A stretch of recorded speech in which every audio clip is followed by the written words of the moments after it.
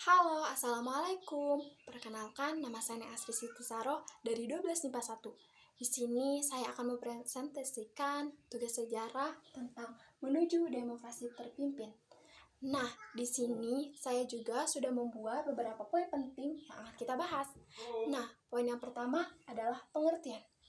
Apa sih demokrasi terpimpin? Nah, demokrasi terpimpin bisa disebut juga tentang sistem pemerintahan presidensial. Mengapa disebut demikian? Karena pada masa itu sistem pemerintahannya dipimpin atau yang bertugas berwenang itu hanya presiden. Nah, pada masa itu pada masa demokrasi terpimpin itu adalah Soekarno. Nah, segala keputusan pusat pemikirannya satu ada di Soekarno. Nah, kapan sih terjadinya demokrasi terpimpin? Nah, demokrasi terpimpin terjadi pada tahun 1959 sampai 1966 atau bisa disebut dengan masa berakhirnya demokrasi liberal menuju demokrasi terpimpin. Nah, poin selanjutnya adalah latar belakang. Setiap terjadi sesuatu peristiwa pasti dong ada latar belakang permasalahannya. Nah, di sini saya sudah membuat 3 latar belakang yang terjadi menuju demokrasi terpimpin. Yang pertama adalah ketidakstabilan kehidupan politik. Mengapa tidak stabil? Karena kita itu terdiri dari berbagai suku, bangsa, ras atau kelompok-kelompok itu. Nah, maka didirikanlah partai politik sebagai kelompok itu untuk sebagai perwakilan. Nah, karena berbagai kelompok, ada berbagai kelompok, pasti ada kepentingan dong setiap kelompoknya. Nah, kalau karena kepentingan itu, kelompok itu jadi egois, sering mementingkan kelompok sendiri tanpa mempedulikan kelompok lain. Jadi sistem politiknya tidak merata. Nah, yang kedua adalah kegagalan konstitusi pemilu 1955. Nah, pada tahun 1955, Soekarno sangat berharap pada pemilu kali ini bisa berhasil membuat undang-undang dasar. Nah, karena seperti tadi, karena kita ada terdiri dari suku, bangsa, ras, pasti dong kita punya pemikiran yang berbeda-beda dong. Nah, karena pemikiran kita berbeda, ideologi kita berbeda, maka karena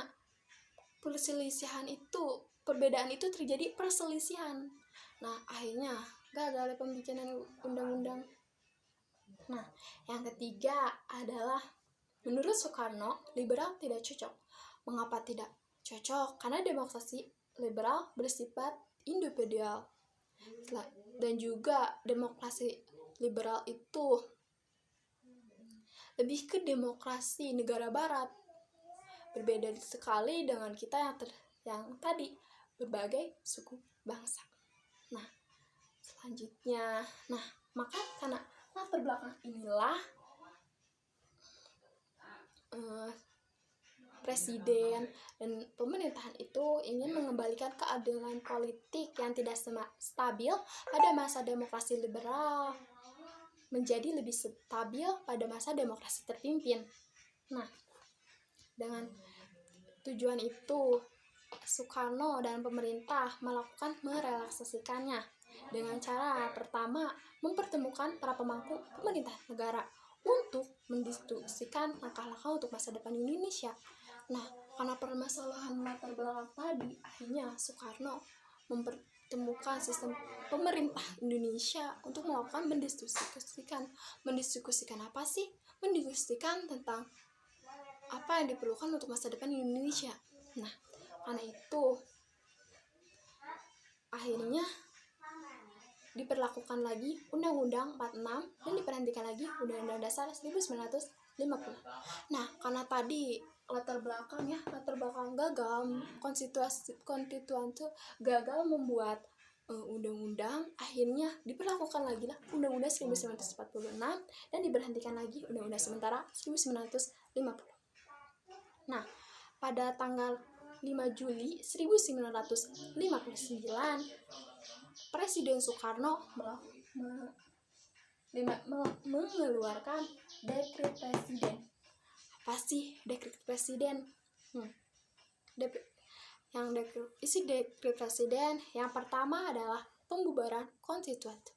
Nah, karena kita terdiri dari berbagai suku, bangsa, nah, menghasilkan perselisihan karena ideologi yang berbeda, undang-undang gagal. Nah, maka itulah konstitusi dibubarkan. Ya, karena pembuatan undang-undang gagal dan itu akhirnya dibubarkan saja. Nah, yang kedua adalah diberlakukanlah Undang-Undang 1946 dan diberlakukan lagi Undang-Undang Dasar 1950. Nah, karena kegagalan konstitusi tadi, akhirnya Undang-Undang Dasar itu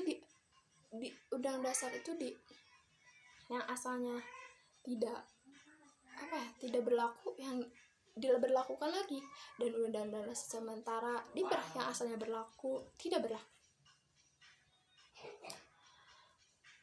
Nah, selanjutnya adalah 3. Pembentukan MPRS dan DPAS.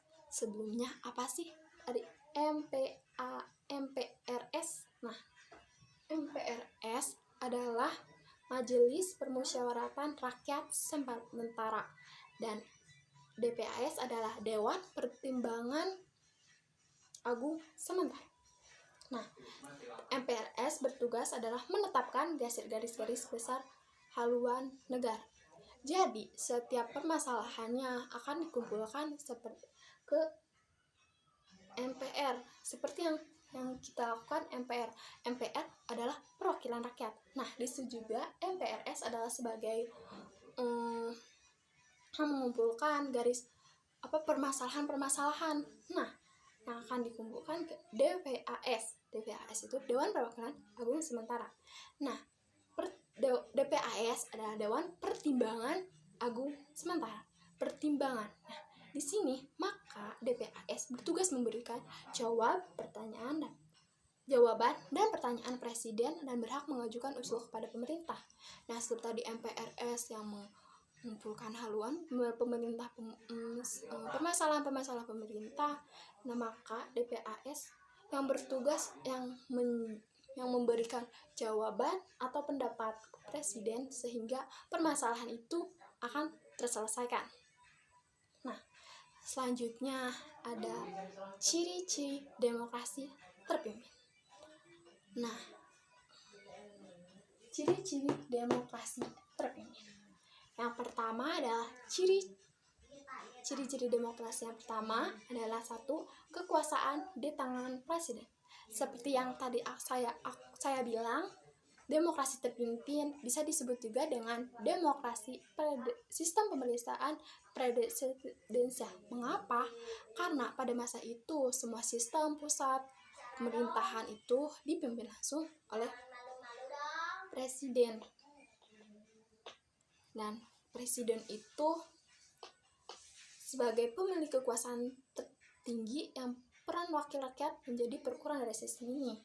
Nah, sebagai pemilik kekuasaan tertinggi inilah disebut dengan sistem pemerintahan presidensial. Nah, yang kedua adalah sistem partai memudar. Nah, seperti yang tadi, parpol adalah sistem organisasi yang organisasi satu kelompok-kelompok perorangan dari kita yang berbagai suku, ras, budaya. Karena masa demokrasi terpimpin tidak bertujuan mempersiapkan diri untuk mengisi jabatan pemerintah, melainkan untuk menjadi elemen penopang proses pemerintahan lembaga presidensial. Nah, pada masa itu mungkin parpol itu sistem sebagai pemerintah yang memiliki jabatan sehingga bersaing dong. Nah, karena itu pada masa demokrasi terpimpin ada pemimpinnya dong yang mengatur semuanya, dan Insinyur Soekarno sebagai pemimpinnya. Nah, itulah partai-partai menjadi elemen penopang proses pemerintahan lembaga presiden. Jadi peran partai politik tidak politik hanya akan selaras dengan keputusan presiden tanpa adanya intimidasi dalam Nah, seperti tadi kan karena kepentingan bersama nih. Partai politik itu yang mementingkan kepentingan sama. Nah, karena dengan adanya sistem pemilu demokrasi terpimpin, partai-partai itu tidak akan bisa berjalan tanpa ada keputusan dan pergerakan dari presiden. Nah, yang kedua adalah dibentuknya poros Nasakom. Apa sih Nasakom? Nasakom adalah singkatan dari nasionalisme dan komunis. Nasionalisme adalah orang yang cinta tanah air, yang mencintai tanah airnya, ya, mencintai tanah air. Dan komunis itu yang orang yang orang yang ajaran yang tidak percaya adanya Tuhan yang Maha Esa. Nah, jadi karena adanya sistem pemerintahan demokrasi terpimpin, maka akan dibentuknya poros Nasakom. Nah, poros Nasakom itu dibentuk bertujuan untuk merangkul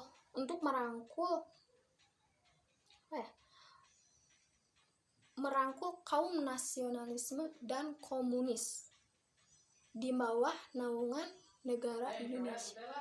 Jadi dibentuknya ini supaya kaum nasionalisme dan komunis itu bisa bersatu bersama-sama di negara Indonesia tanpa terjadinya perselisihan tadi.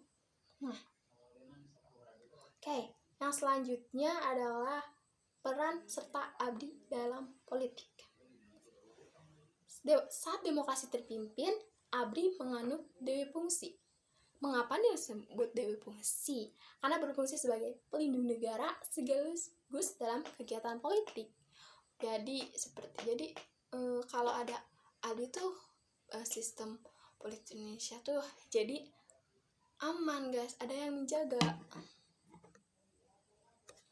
Nah, pelindung, peran abdi karena politik, karena para abri nih bertugas untuk melakukan politik, tapi punya tugas untuk berke politik, tapi tugasnya ditinggalkan, guys. Jadi gitu. Yang selanjutnya adalah kebebasan pers dilarang. Jadi pada masa demokrasi terpimpin itu kita tidak tidak diperkenankan untuk memberikan pendapat atau menjelek-jelekan sistem pemerintah pada masa itu. Nah, kalau kita nih melakukan seperti itu atau mengkritik pemerintah pada masa itu akan ditangkap. Nah, selanjutnya nomor 6, berlaku politik mercusuar. Kelompok atau perorangan identik dengan Barat dan Amerika dilarang. Jadi seperti tadi, liberal itu sistem pemerintahan yang negara Barat. Nah, maka itu diberhentikan jadi presiden. Seperti ini juga. Maka berlaku politik mercusuar. Jadi politik mercusuar itu yang seperti tadi, yang negara Barat seperti Cina, komunis. Jadi karena kaum negara Barat maka diberhentikan. Nah, namun demokrasi terpimpin pada Iran Soekarno, presiden tak berjalan lama, guys. Kenapa? Karena presiden itu masa jabatan saat pemerintahan itu berganti ke tangan Soeharto. Nah, pada Soeharto sistem demokrasi Indonesia itu berganti lagi menjadi demokrasi Pancasila hingga pada masa era reformasi. Nah, segitu ya yang bisa saya paparkan. Mohon maaf bila ada kesalahan pembicaraan, salah pemahaman, atau biasa salah pengucapan, atau bisa materi yang tidak seharusnya diucapkan bisa diucapkan tidak sesuai dengan materi. Maaf, sekian dari saya. Assalamualaikum warahmatullahi wabarakatuh. Bye.